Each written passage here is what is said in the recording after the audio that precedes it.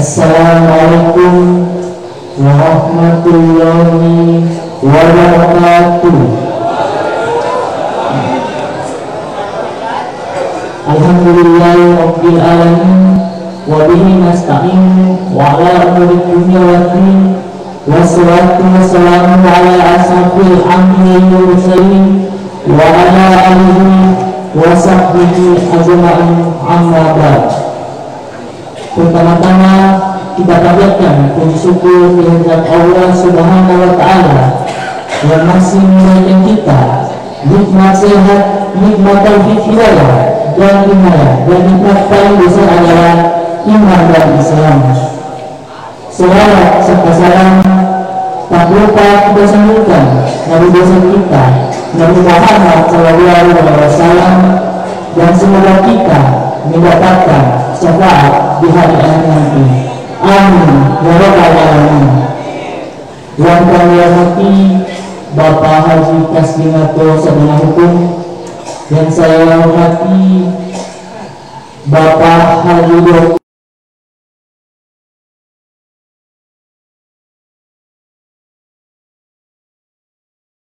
Jajaran Masjid At-Taubah, serta pemirsa streaming yang menyaksikan langsung melalui channel YouTube dan Facebook melalui channel Lapas Kelas Doa dan Tolong.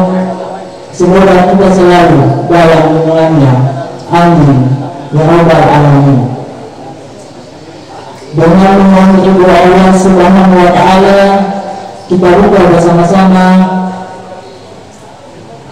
dengan melafazkan basmalah. Bismillahirrahmanirrahim. Para jamaah yang dirahmati Allah, kini saatnya kita dengarkan bersama-sama pembacaan ayat-ayat suci Al-Quran yang akan ditausiahkan oleh saudara kita Rahmat Yaya kepada saudara Dibes Tutang Pulau Kedua. Kepada saudara Dibes, silakan.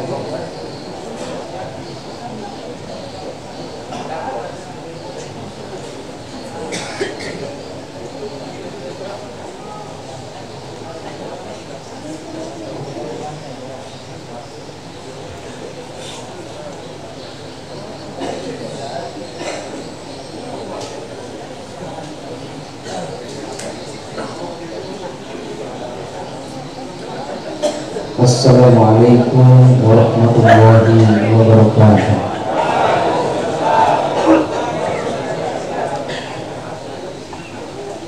A'udzu billahi minasyaitonir rajim.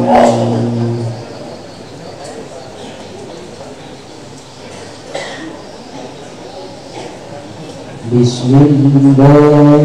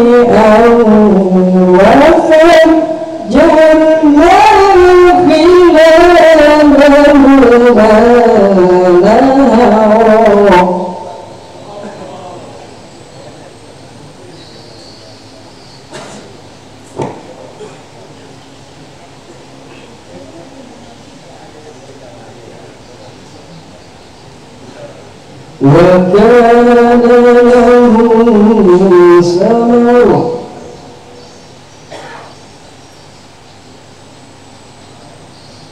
فقال لصاحبه وهو أنا أكثر منك مالا وأعز نفرا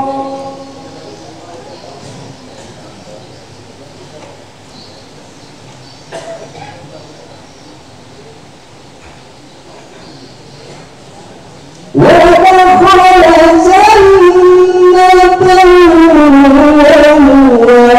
ظالم لنفسه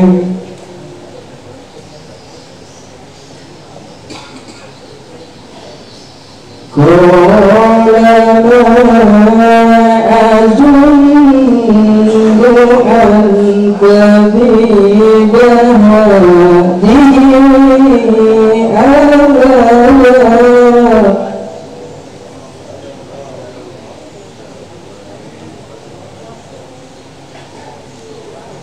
وما أظن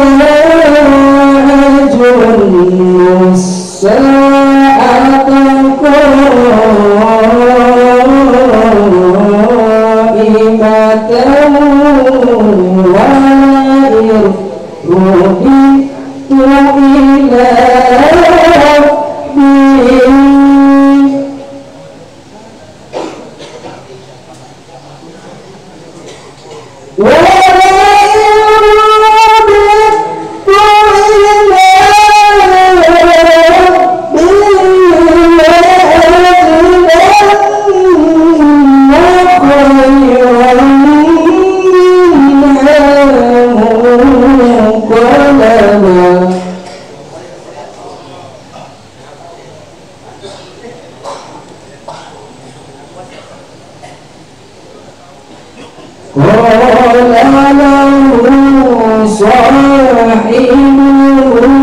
ولئن رددت إلى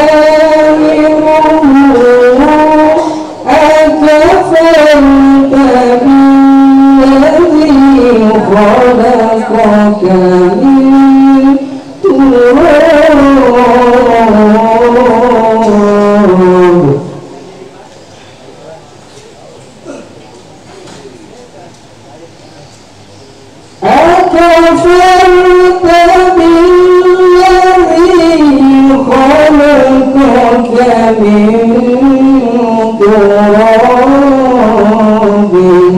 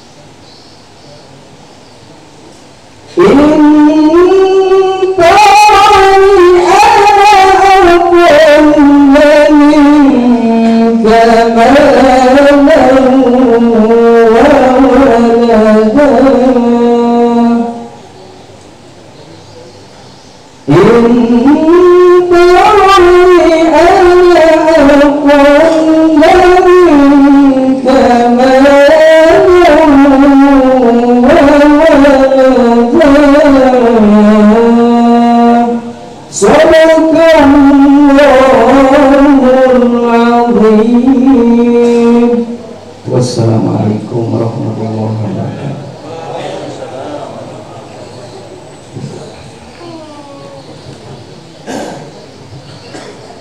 Subhanallahirrahmanirrahim. Maha Benar Allah dan segala firman-Nya. Jemaah yang dirahmati Allah dan pemirsa live streaming dimanapun berada, mari kita dengarkan bersama-sama wejangan dan arahan dan terseminari Lapas Kelas 2 Gorontalo yang kami sebutnya beliau Bapak Haji Kasmin Ngato sedang hukum. Kepada Bapak dipersilakan. Terima kasih. Bismillahirrahmanirrahim. Assalamualaikum warahmatullahi wabarakatuh. Alhamdulillah rabbil alamin. Hamdan katsiran thayyiban mubarakan fihi. Amma ba'd. Sama kita hormati, kita muliakan Al-Mukarram Bapak Haji Dr. Muhyiddin Umam. Terima kasih Pak sudah hadir bersama kami di tempat ini. Senang rasanya kalau ketemu dengan beliau. Jadi di salah-salah kesibukan beliau menyempatkan hadir bersama dengan kita. Beliau punya banyak kisah yang selalu diceritakan kepada kita semua, dan kisah-kisah itu tentunya punya makna, punya hikmah yang sangat mendalam yang perlu kita cermati bersama. Kemudian menghormati Ketua Harian Badan Tanggap Masjid, genap pengurus dan jemaah serta pemirsa live streaming yang insya Allah kita sama dirahmati dan dimuliakan oleh Allah Subhanahu wa Ta'ala. Puja dan puji syukur kehadirat Allah Subhanahu wa Ta'ala. Hari ini kita kembali bersua di tempat ini dalam kondisi sehat walafiat tentunya, dalam kondisi iman kita yang masih tetap istiqomah menjalankan syariat yang diajarkan oleh baginda Rasulullah SAW. Tentunya mengirim salawat dan salam kepada beliau, dengan keluarga beliau, dan insya Allah Quran rahmat tersebut sampai kepada kita beliau yang jamaah yang dirahmati oleh Allah Subhanahu wa Ta'ala. Saya tidak memperpanjang waktu karena waktu kita tentunya waktu asar itu sekarang lebih lambat daripada sebelumnya. Artinya 3:30 kita atau 15.30 baru mulai waktu asar. Sekarang sudah menunjukkan pukul 16:10 menit. Jadi kita akan serahkan penuh ke Al-Mukarram.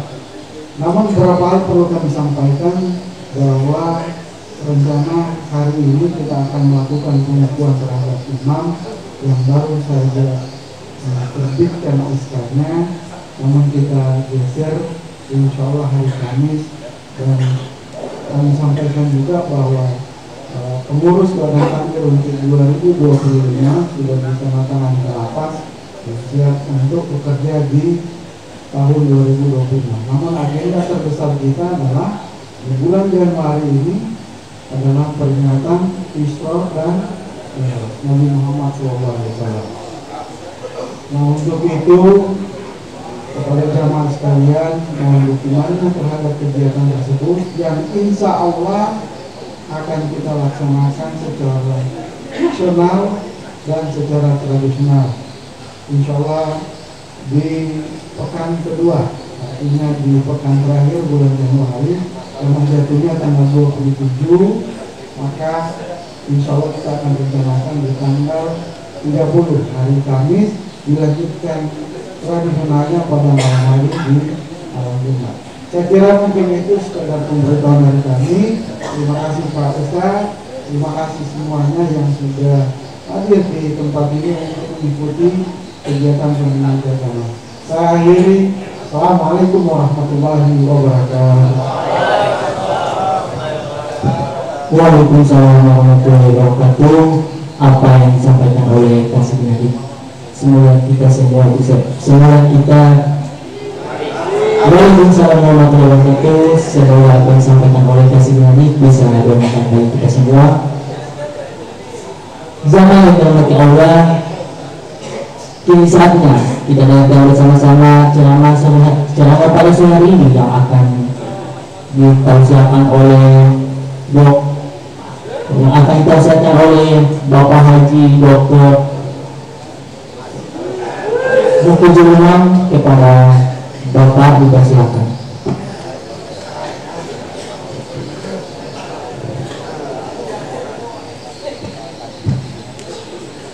Assalamualaikum warahmatullahi wabarakatuh. Alhamdulillahilladzi khalaqal insana fi ahsani taqwim. Segala puji bagi Allah yang menciptakan manusia dalam sebaik-baik bentuk. Assalatu wassalamu ala nabiyyina Muhammadin wa ala alihi wa sahbihi ajma'in. Yang terhormat Kasih Nabi, pengurus harian Masjid At-Taubah di lapas ini, Pak Kasih, termasuk salah satu tempat yang saya suka kalau mau ceramah, karena kalau mau ceramah di sini tepat waktu. Biasanya di Gorontalo ini mahal. Seringkali kalau mau diundang pesta, undangan 7:30, dari pengantin masuk kamar nanti 9:30. Habis itu masih kasih habis 1 lagu lagi, jalan palan-palan, ini kata itu liga hemok. Ini so terlambat palan-palan lagi, baru masih pakai tari-tarian. Nah, begitu. Taman saya bilang sabar, di Gorontalo ini yang tepat waktu cuma buka puasa. Itu pasti tepat waktu. Jamaah sekalian yang saya hormati, ada seorang sahabat Rasulullah namanya Ibnu Abbas. Ibnu Abbas ini sepupunya Rasulullah, anak saudara. Dia pernah didoakan oleh Rasulullah dengan doa Allahumma faqihhu fiddin wa 'allimhu at-ta'wil. Ya Allah, jadikan dia orang yang pintar dalam masalah agama dan pintar dalam masalah tafsir. Sehingga suatu ketika ada orang datang tanya sama dia, Ibnu Abbas, kita ini tiap hari berdoa Rabbana atina fid dunya hasanah wa fil akhirati hasanah wa qina adzabannar. Yang artinya lebih kurang, ya Allah, berilah kami kebahagiaan di dunia dan kebahagiaan di akhirat, dan jauhkan dari siksa api neraka. Sekarang pertanyaannya, apa ukuran orang bahagia di dunia? Apa ukuran seseorang dikatakan bahagia di dunia? Nah, sekarang kita bisa mengukur kita bahagia atau tidak. Kata Ibnu Abbas, ukuran pertama orang bahagia di dunia itu, yang pertama adalah lahu qalbun syakir, orang yang punya hati yang bersyukur. Hati yang bersyukur itu bagaimana? Hati yang bersyukur itu yang menikmati apa yang ada. Paling utama adalah tidak berharap apa yang pada orang lain. Jadi kalau ada orang lain punya hal yang lebih baik, tidak usah berpikir bagaimana cara mendapatkannya.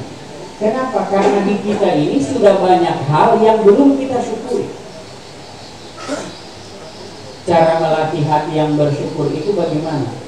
Pertama adalah mengucapkan hamdalah pertama kali bangun tidur.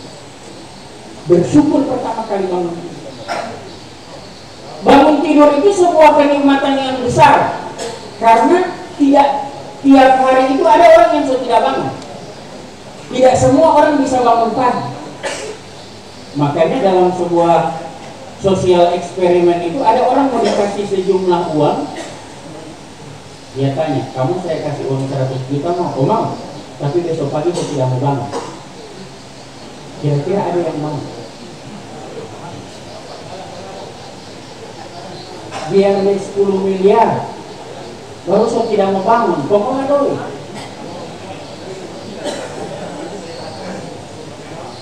Karena ternyata itu adalah sebuah kenikmatan besar.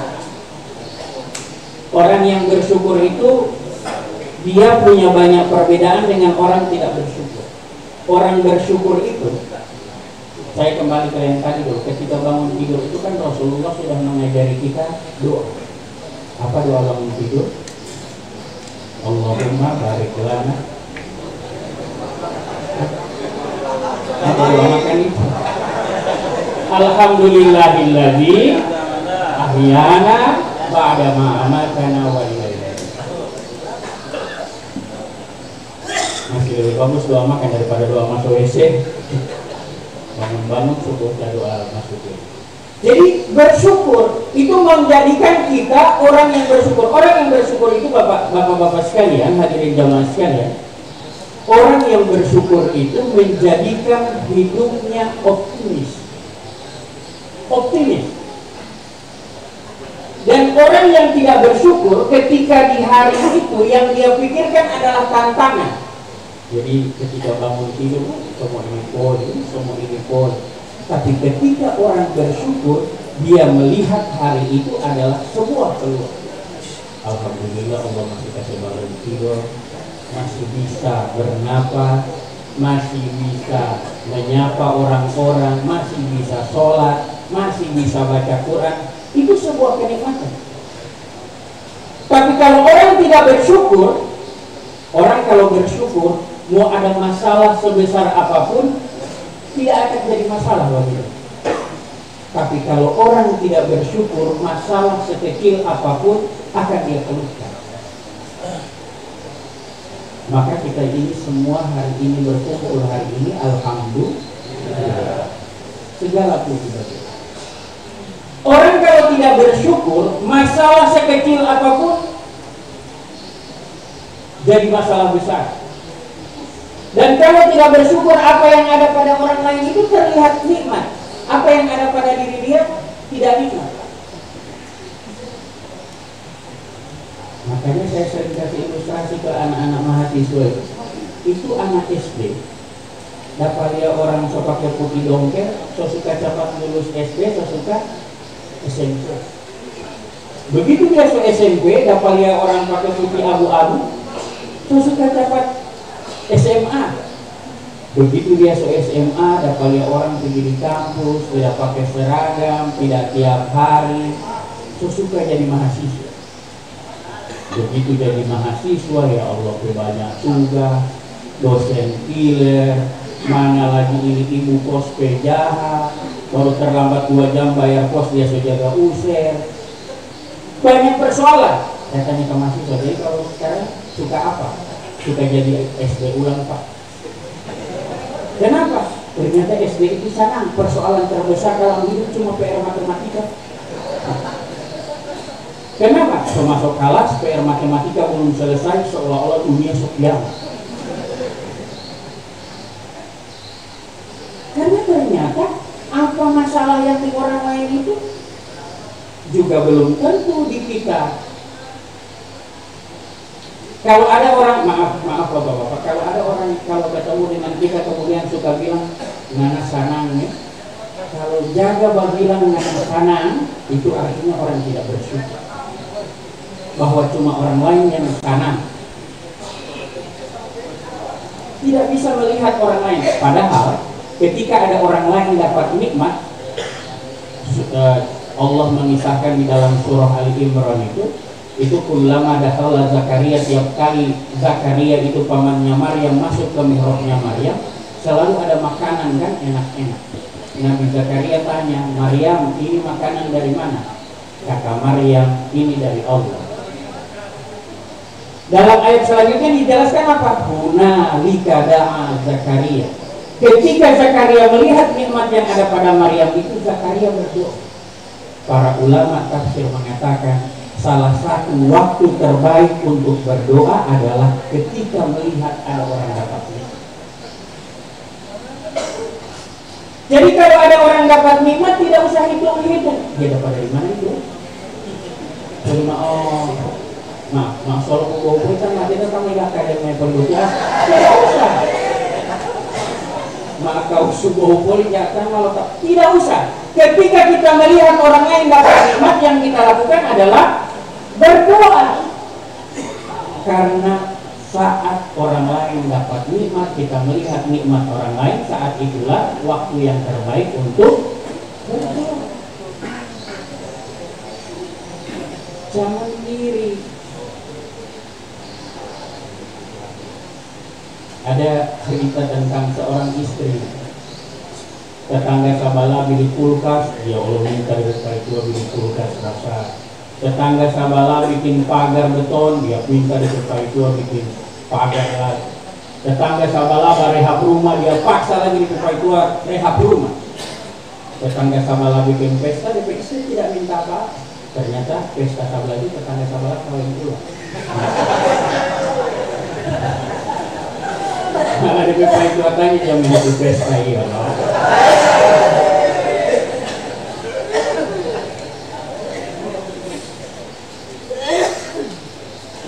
Karena kalau tidak bersyukur itu sering membandingkan apa yang di kita dengan apa nikmat yang pada orang lain, itu membuat kita tidak bersyukur, merasa kecil. 2 minggu lalu saya ke istri, saya bilang, Pak jalan-jalan dulu. Ayo, saya panggil jalan-jalan dari pagi sampai siang, baru dari siang sampai malam. 2 tanpa ada kegiatan. Pertama di rumah sakit Siti Hadijah, yang kedua di rumah sakit Bayangkara. Ibu tua bilang, kamu pergi di rumah sakit supaya kau melihat ke sana bahwa lebih banyak orang menderita dari kau. Banyak orang yang bernapas harus pakai alat bantu. Ada orang yang sudah hari-hari tidak bangun dari tanpa tidur. Ada orang yang berjalan tinggal pakai kursi roda. Itu orang masih sehat-sehat. Supaya pulang di rumah lebih bersyukur.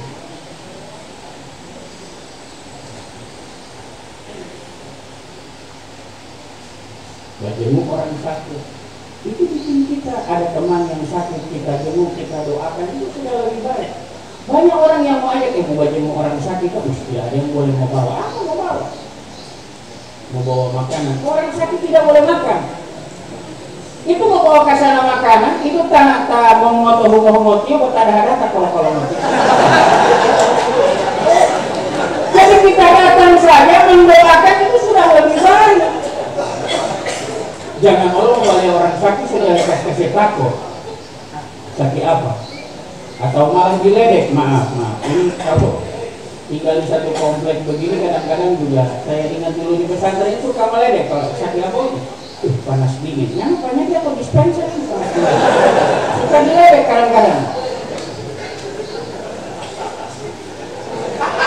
Akhirnya ada masalah itu. Iya, pernah saya sakit apa? Panas dingin. Banyak dia atau dispenser. Akhirnya dia pakai yang galas.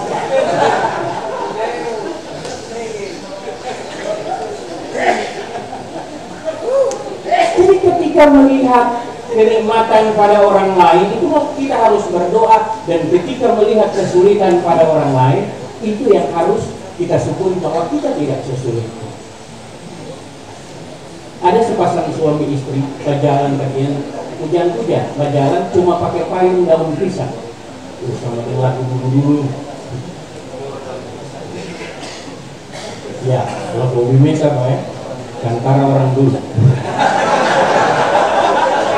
Suami istri hujan-hujan berjalan kaki cuma pakai payung daun pisang. Tiba-tiba lewat orang naik motor. Ini di tua bilang dalam hati, ya Allah, sana nih kalau ada motor biar masih basah tapi cepat sampai. Ini orang naik motor papasan dengan orang yang naik oto, tapi DP oto tua. Ini yang naik motor bilang, ya Allah biar cuma oto tua sesana, so tidak mau basah. Ini yang naik oto tua papasan dengan orang ada bawa oto baru. Ini orang bawa oto tua bilang, senang kalau ada oto baru ya. Ini kita pe oto mesti 2 kali 3 kali mati. Itu pun kalau so mati mesti panggil banyak orang supaya mau hidup. Batola. Tapi ini yang bawa oto baru ketika papasan dengan suami istri yang cuma pakai payung daun pisang ini, dia bilang dalam hati, ya Allah biar cuma berjalan kaki tapi mereka bahagia berjalan sama-sama daripada aku naik mobil baru ima itu tidak tahu di mana. Jadi sebenarnya apa yang ada pada kita ini itu yang diinginkan oleh orang lain. Nikmat kita ini besar, nikmat kita ini banyak, sehingga jangan pernah menjadikan kita ini menjadi orang yang menderita dengan melihat nikmat orang lain.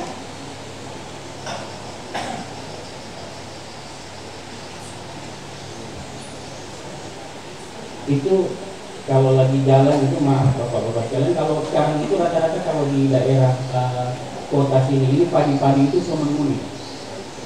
Saya ke taman bilang ke kanan itu petani, saya bilang kita cuma lihat hasilnya, kita tidak tahu jatuh bangunnya dia.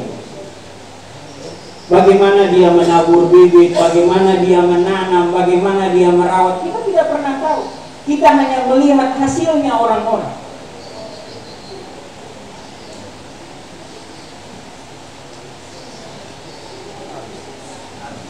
Saya terus terang kalau lihat ngaji yang mengaji, saya terus terang ini, saya mengaji tidak sebagus itu. Saya lekan menggorok pal. Cuma itu bilang begitu. Artinya bahwa likulli syai'in maziyah, tiap-tiap kita ini punya kelebihan-kelebihan. Dan kalau misalnya Allah ini menciptakan kita dalam satu status sosial, tidak akan pernah ada dinamika kehidupan. Kalau kita ini Allah ciptakan dengan wajah yang sama, misalnya kalau semua wajah yang sama ini di sini, ya Allah, so tidak tahu mana ustadz mana warga binaan. Saya tidak boleh keluar, yang ada di dalam sini boleh mau keluar. Makanya itu hikmahnya Allah ciptakan kita berbeda-beda. Atau misalnya saya solala di luar sana, Pak ganti ke sana dulu di luar sana. Solala ya akan yang mahasiswa terus. Tapi Allah memberi kita rahmat kasih sayang yang luar biasa itu dengan nikmat. Maka hati yang bersyukur itu menjadikan kita lebih tenang dalam hidup. Kalau orang yang tidak bersyukur itu selalu apa tiap hari itu yang ada cuma masalah, cuma masalah, cuma masalah. Tapi orang yang selalu bersyukur, dia akan merasa bahwa masih banyak hal yang belum dia syukuri dalam hidup. Karena ada yang namanya sadar nikmat, Bapak Ibu sekalian. Ada ilustrasi begini, ada 2 orang bekerja, satu dapat doi 1 juta, yang satu dapat doi 500.000. Mana yang lebih banyak? 1 juta. Kita beranggapan bahwa rezeki dia itu yang 1 juta. Tapi ini yang dapat doi 1 juta, begitu pulang di rumah ternyata DP istri sakit, DP anak sakit, bawa di dokter, beli obat dan lain sebagainya, biayanya 750.000. Berarti tinggal berapa itu? Tinggal 250. Ini yang DP penghasilan baru 500.000, pulang di rumah semua satu rumah sehat-sehat. Berarti DP doi berapa? Untuk 500.000. Berarti yang penghasilannya lebih besar yang mana? Yang 500.000. Karena itu ada namanya nikmat penafian. Nikmat penafian itu adalah ketika Allah memberi kita nikmat sehingga kita tidak mau kasih keluar dulu. Sehat-sehat, keluarga sehat, tidak ada masalah apa-apa, tidak perlu butuh barang baru. Itu namanya nikmat penafian. Nikmat Allah yang Allah berikan kepada kita sehingga kita tidak perlu membayar, tidak perlu mengeluarkan materi, tidak perlu bercapek-capek. Itu adalah nikmat penafian. Tapi seringkali yang kita sadari itu hanya nikmat uang masuk. Kita tidak pernah tahu bahwa ternyata ada nikmat Allah menahan uang kita untuk tidak keluar. Nah, yang membuat kita juga tidak bersyukur itu apa? Ketika menganggap segala sesuatu itu normal. Ketika menganggap segala sesuatu itu normal. Jadi bangun tidur itu normal, bisa makan itu normal, masih bernapas itu normal. Kita menganggap bahwa yang terjadi kita ini adalah sesuatu yang normal. Sehingga kita merasa tidak ada yang perlu disyukuri. Padahal bangun tidur itu sesuatu yang luar biasa. Bisa makan itu sesuatu yang luar biasa. Tangan kita ini tidak kram-kram saja itu sudah luar biasa. Saya pernah kecelakaan, ini buku-buku saya di sebelah sini, ini campur buku-buku ini saya di sini. Nanti itu saya sadar ternyata buku-buku ini memang harus di situ DP tampil. Ternyata ini buku-buku ini campur buku-buku kalau tak geser di sini so tidak gagal DP rasa. Selama ini saya merasa biasa saja itu buku. Waktu sambar di motor tapi dari itu campur buku-buku. Masya Allah. Baru sadar ternyata memang harus pada tempatnya. Dan itu sesuatu yang normal itu adalah kenikmatan itu. Normal adalah kenikmatan yang luar biasa. Itu kalau di rumah sakit kasihan ada orang yang bernapasnya harus dibantu. Bayangkan kalau bernapasnya harus dibantu, sedangkan bomba tambah angin sekarang itu 5.000 perak. Mau tambah angin, saya kemarin tambah angin 5.000 sampai banget. Kok tambah angin belum ganti, kok tambah? Saya bilang ya Allah, kalau bernafas ini bayar 2.000 saja satu kali tarikan ya Allah. Tidak mampu hidup. Jadi banyak hal yang harus kita syukuri dalam diri. Ketika tidak menganggap sesuatu itu adalah normal, maka kita menganggap bahwa itu bukan nikmat. Bisa bangun tidur, bisa tidur lagi.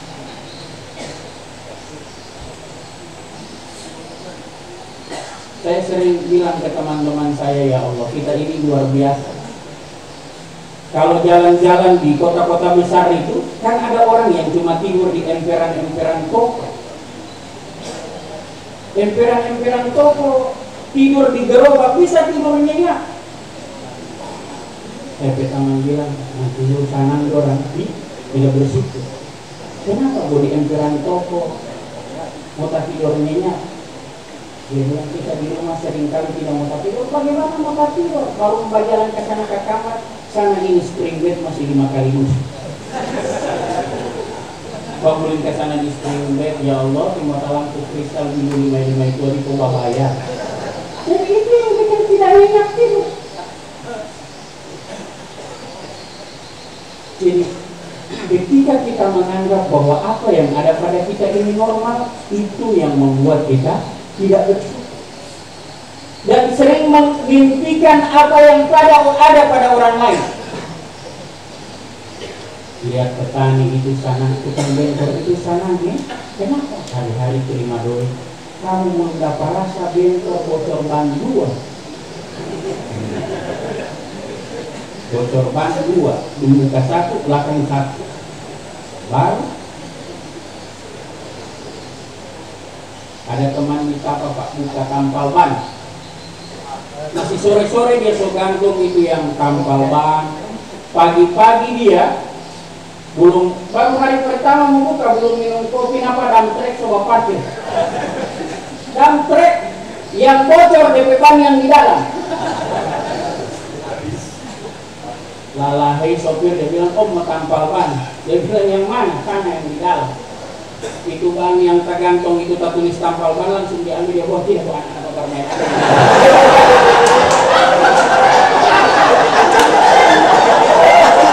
Dia buat kita yang nyata nih. Dia buat. Tidak betul ini, Bu, anak bermain. Karena dia rasa ini, oh ya bukan tampal ban ini sana, tambah angin 2000 apa. Baru hari pertama belum minum kopi, masih pakai sarung, belum minum kopi dan trek double ban bagian salah. Ya. Langsung tutup. Karena lihat dia lihat, nanti mau bagi sana gitu.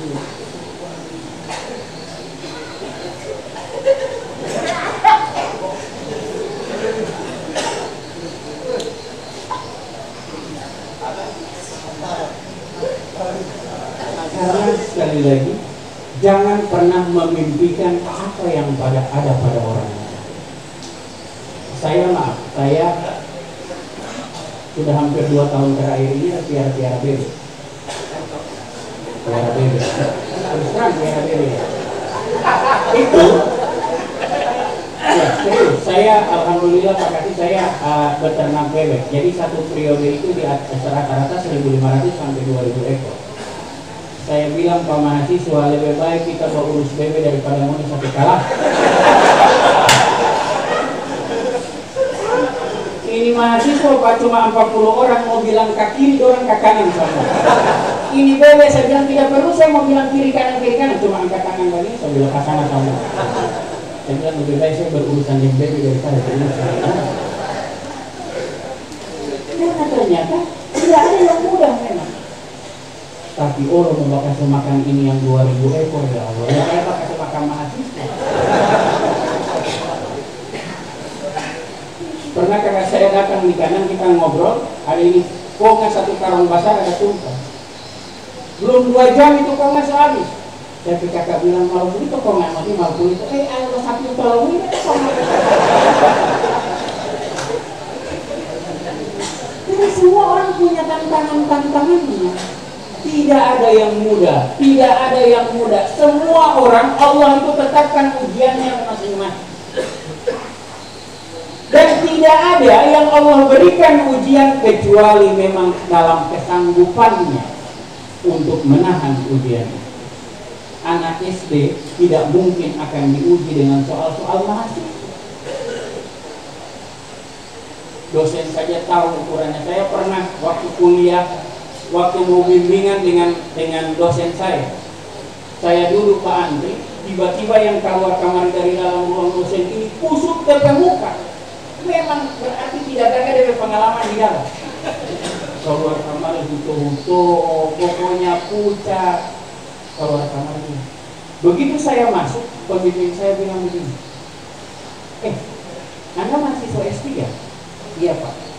Oh berarti yang keluar tadi itu mahasiswa S1, panggil dulu ya. Ternyata dia mahasiswa S1 dibimbing dengan cara S3. Pantasan hati keluar 20.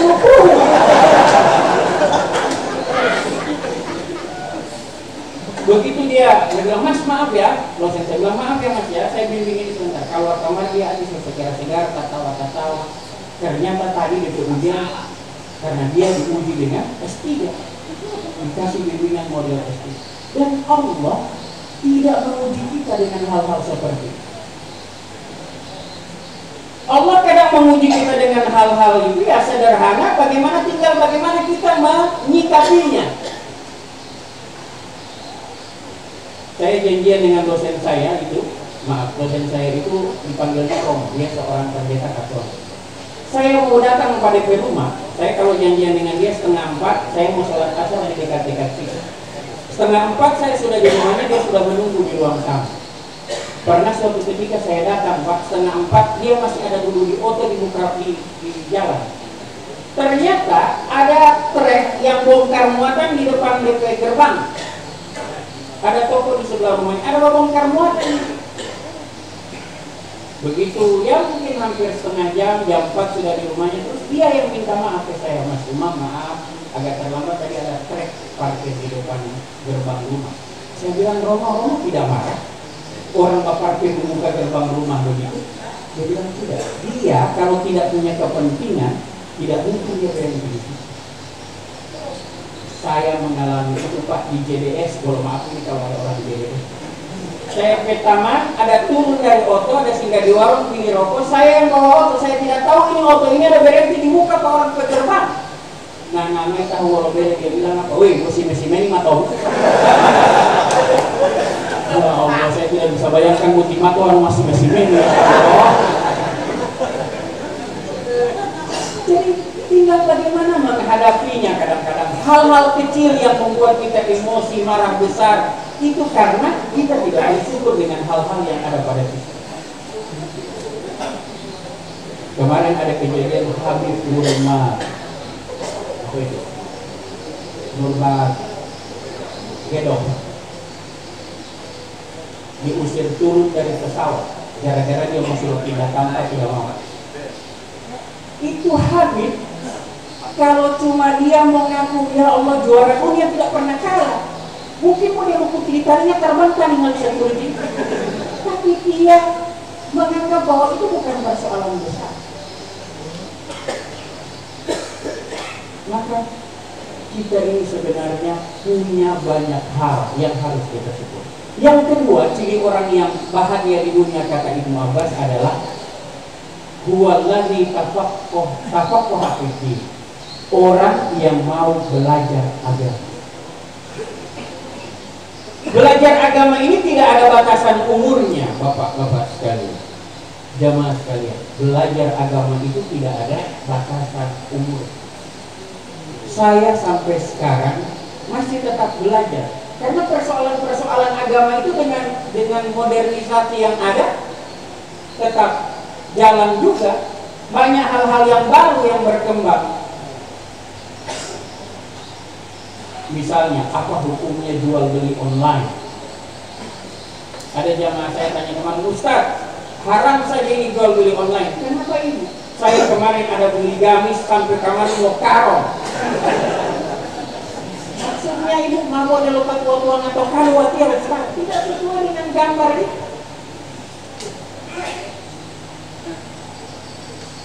Jadi ini juga masih terus belajar. Jadi orang yang berbahagia di dunia itu kata Ibnu Abbas adalah orang yang selalu berusaha untuk belajar agama. Jamaah sekalian, maaf, tolong diingatkan anak-anak kita atau cucu-cucu kita, pastikan mereka juga belajar agama.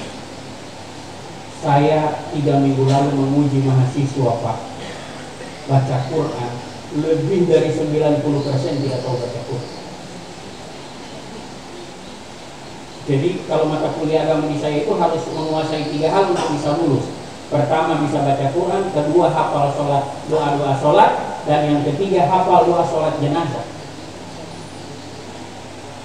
Karena saya kasihan, ini di Gorontalo ini kalau ada yang meninggal banyak yang mau kubur, pas waktu sholat banyak yang video. Saya ke taman itu bilang, begitu loh, kenapa dia pada orang tidak sholat? Kenapa? Tidak bawa sajadah. Pokoknya saja sholat jenazah ini tidak pakai sujud.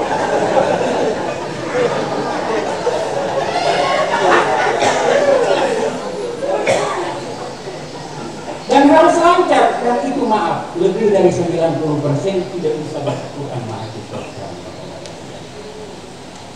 Tolong perhatikan. Lebih dari ada yang satu kelas tidak ada orang yang bisa baca Quran.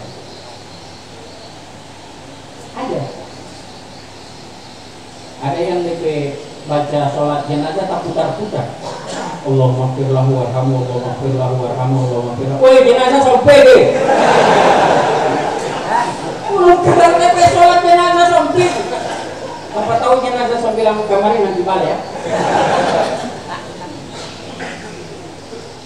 Tolong pastikan anak-anak kita, adik-adik kita di rumah, mereka boleh memilih pendidikan apapun, tapi tolong pesan kepada keluarga kita, pastikan mereka bisa baca Quran, mereka hafal doa-doa sholat.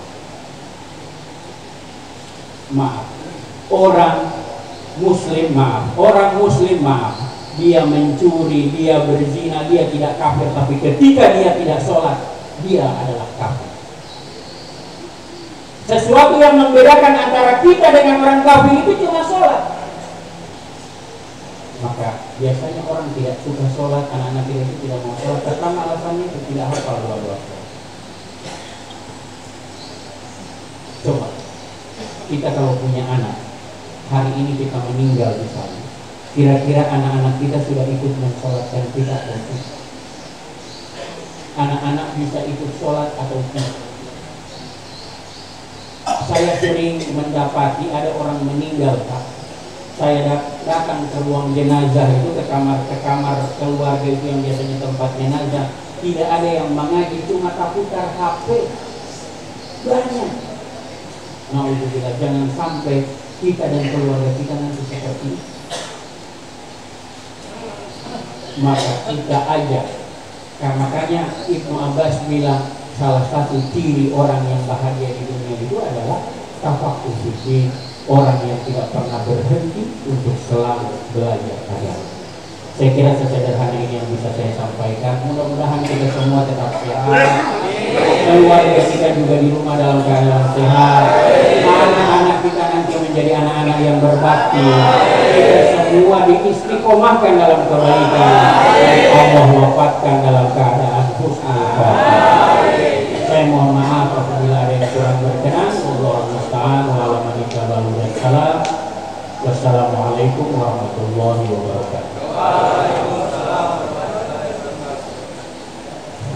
A'udzu billahi minasyaitonir rajim. Bismillahirrahmanirrahim. Alhamdulillahi rabbil alamin. Allahumma shalli ala Muhammadin wa ala alihi wa sahbihi ajma'in.